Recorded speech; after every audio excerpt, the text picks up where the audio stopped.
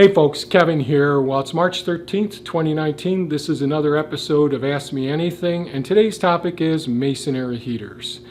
The comment that we got from Yawo previously was, hey, your wood stove isn't nearly as efficient as a masonry heater. You're absolutely right, and that's what we're going to talk about today is masonry heaters. The video that he was referring to, in case you want to check that out, was describing our large thermal mass unit that we have underground, which stores and holds heat, and a little bit of what we're going to talk about today is thermal mass. So we have a large thermal mass unit under the floor of the house. We have this large thermal mass unit here, which is composed of 3 chimneys as well as another wall of thermal mass. The one chimney in the center is the flue for the exhaust fumes from the Yodel wood burning stove at the base of this chimney. And the 2 outer chimneys don't go through the roof, they only go to the peak of the roof. And as a result, they take the heat that rises in this open envelope passive solar home with a cathedral ceiling here, takes that heat, brings it down and down into the through a fan system and conducts it through our large multiple ton thermal mass unit under the floor.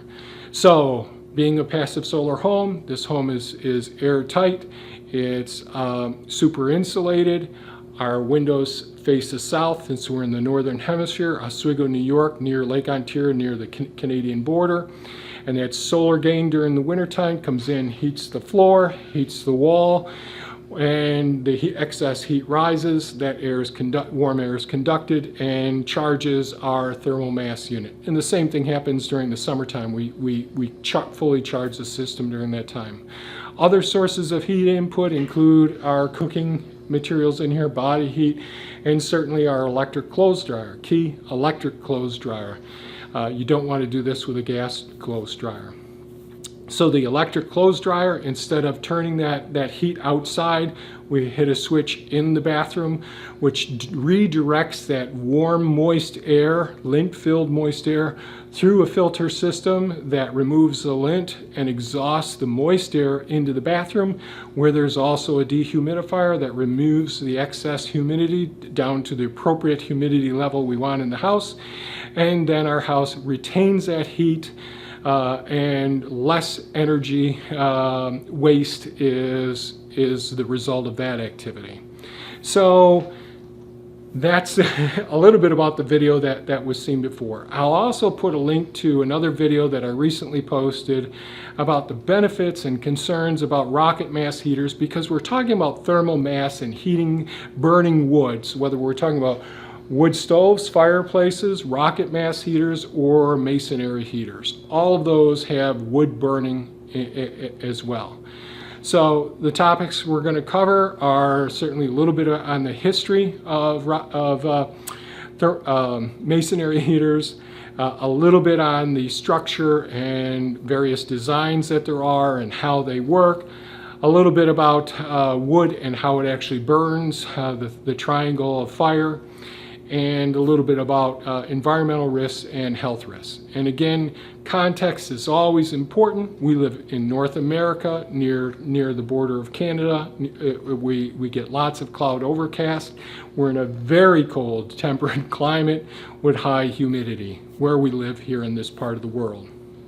The other thing I want to put in context is our ethics. Our ethics are, number one, self-care. We need to take good care of ourselves and our family members, be of optimal health, always be striving to learn and grow and do as many good things so that we're as productive and useful and live a happy, healthy life for as long as possible.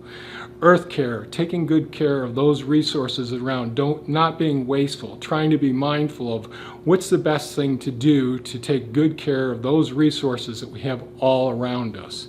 People care, we want to make sure we're not just concerned about the people in our own household, our own neighborhood.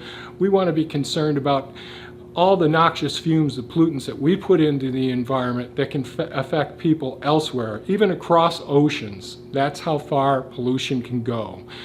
And certainly with earth care, this day and age, not only do we have to think about pollution, we have to think about greenhouse gases and certainly plastic pollution, and in this case, climate change as well. All of those things are important to us, and future care. We're trying to always be mindful about the impact that we have on future generations, always being aware of what we can do to minimize the detrimental effects and to maximize the beneficial effects. So, context out of the way, a little bit about the history. Masonry heaters, which are wood burning structures, have been around for centuries. I know at least 500 years ago in China, ancient China, they developed one form of masonry heaters. In Europe, as a result of all the deforestation that they were doing, masonry heaters had to be developed, and they did a really good job with that. And certainly there's history of, in North America, pioneers, they use masonry heaters also. So what's different about masonry heaters? Well, there's really, first there's the structure. So they rely on thermal mass, like that big structure behind us there. There's lots of mass that can retain heat, and I've referred to the previous videos about thermal mass and water, all the different heat capacities of thermal mass units. But brick and stone and various other stone-like materials really retain heat very well, and they can increase radiant heat. So if a rocket mass heater, a thermal mass unit like we have here, and certainly a masonry heater, if you've got your barriers intact, water barrier, vapor barrier, thermal barrier, and your air barrier. The air barrier and thermal barriers are the most important. In other words, insulation and no drafts, no air flowing. You can be 20, 22 feet away from a masonry heater and feel that radiant heat coming off of that and only burn 1 to 2 fires a day. So with the structure of a masonry heater, it's got the large thermal mass around the outside of it. And on the inside of the core of a masonry heater, there's firebrick and refractory compounds used to hold that together, like mortar that just doesn't break down as a result of those high temperatures. So the masonry heater in the core has firebrick that can withstand extremely high temperatures, up to over 1500 degrees Fahrenheit, which is much higher than you can safely fire up a wood stove. So that the firebrick allows for these really high temperatures, and you have at least one combustion chamber where you're loading the wood into, and that's usually quite a large combustion chamber, 2 foot by 2 foot by 2 foot. And that combustion chamber being lined by firebrick extends up often into a secondary combustion chamber. It could be an oven, like a pizza oven or a bread oven, that sort of thing. There are cooktops built into some of these systems that are firebrick lined as well. So the really, really high combustion processes are all occurring within the firebrick. Then there's an airspace around the firebrick before it gets to there's an insulating airspace between the firebrick structure and the thermal mass unit around the outside, which can be brick, it can be stone, it can be field stone, it can be beach stone, it can be all sorts of different cement compounds and stucco and ceramics and a whole variety of different forms and structures and shapes, so you can have beautiful benches like a rocket mass heater. One of the nicest things about a rocket mass heater is that bench where you can sit down and relax and unwind. Well, you can build the benches into these masonry heaters. You can build separate columns, and one of the cats is having a ball next to me. Yeah, they have separate columns. So you have the double oven system here with the main burning chamber down below, the main combustion where you load all the wood, and then it goes through a small flue where the hot gases go into another large masonry thermal mass unit, and then the relatively cool exhaust gases go on out the chimney. Now I'm going to stop for just a second and just talk about burning wood. Wood doesn't actually burn. It's the gases or vapors such as the carbon, the hydrogen and oxygen, some calcium and other elements as well. But it's really the vapors. As wood is heated, the gases or vapors that come off of that combine with oxygen in the presence of adequate heat combust, and that's what causes fire. And as a result of those gases being controlled in the way that the fire is burnt from the top down, and I'll go over that in a second, it's allowed to have an extremely hot fire. Why? Because the damper's wide open and the air inlet is wide open as well. So we have plenty of oxygen causing plenty of heat, causing plenty of gases from the wood to be released in a controlled environment from a top burning down to burning downward. And those gases ignite, causing extremely high temperatures, 1100, 1200, 1500 degrees Fahrenheit, to expand and combust inside of these burning chambers and circulate down and around throughout various channels that are created outside of, once the combusted gases leave the internal compartment, which is the Firebrick lined one, then it goes out and expands around the outer part, but within the thermal mass unit, where the temperatures are cooler, and therefore it's safe to touch the masonry heater, the thermal mass. Come on, please. Excuse me, cats are having a good time. And so all of the heat radiates out. We have extremely high heat that's being controlled in these combustion chambers, and that heat is captured by the thermal mass of the structure, depending on the size and all. The more thermal mass, the more chambers, the more places that the flue gases, the combusted gases can go through before it actually leaves the house, the better, the more that you're capturing that heat as an energy. So I mentioned that one of the key differences is that the masonry heater burns from the top down. So in a fireplace or in a wood stove, I take the kindling, I put that at the bottom of where I'm going to be putting the wood. I might put paper products and really light little kiln dried wood in there, or sticks or twigs, and then put the logs on top of it. And when we ignite that, the heat rises, of course, and that heat heats up all of the wood above it. And as the wood above it is heated, what did we talk about? Well, all of those vapors are released. But in a fireplace or a wood stove, because we don't want to create a fire hazard, we close down our dampers. We don't let too much oxygen into the system, air into the system, and that oxygen won't completely cause complete combustion of those vaporous gases, and therefore we have smoke leaving the chimney ultimately in our wood stoves. And that smoke contains all of those deadly compounds. Wood smoke is terribly hazardous to our health. Many-fold worse than cigarette smoke. You could smoke multiple packs of cigarettes and not put yourself in such a precarious situation as inhaling wood smoke. So we have two chambers, usually two chambers. The combustion chamber, it's a top burning down system in a masonry heater, whereas a wood stove is a bottom burning system.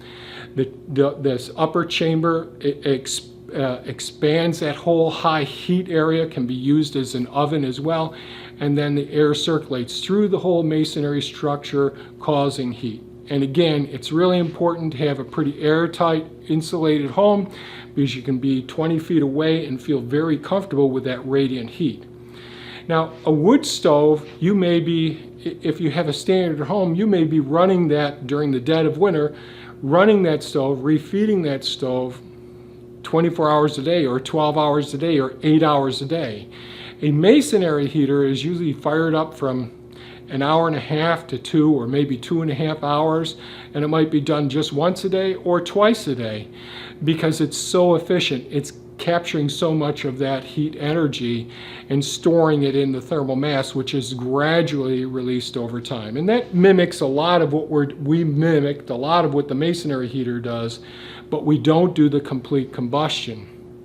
And that's a waste of energy, and it's putting more pollutants into the environment. So a masonry heater is much more energy efficient, and we don't put as many contaminants, pollutants into the environment.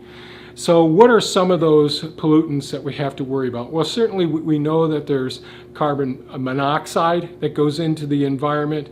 We know that there's nitric oxide.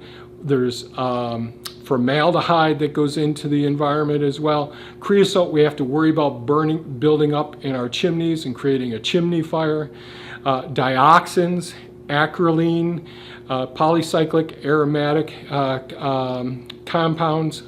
So polycyclic aromatic hydrocarbons are very, very dangerous. They're potent carcinogens. I've talked about these in various videos. They are airborne. They're such small particles. They're also the result of incomplete combustion in our motor vehicles, and that's a big concern as well.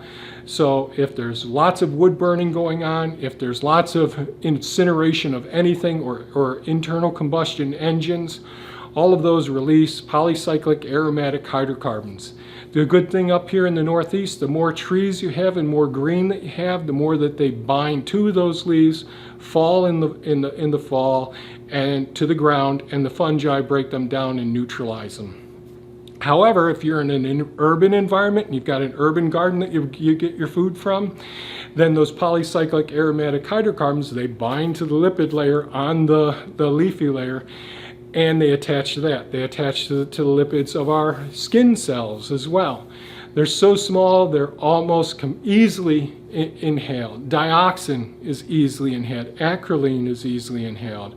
So with acrolein, we think about certainly immunosuppression. We think about the demyelination for diseases like multiple sclerosis and all. And so there's multiple times more acrolein inhaled through wood smoke than we get through cigarette smoke.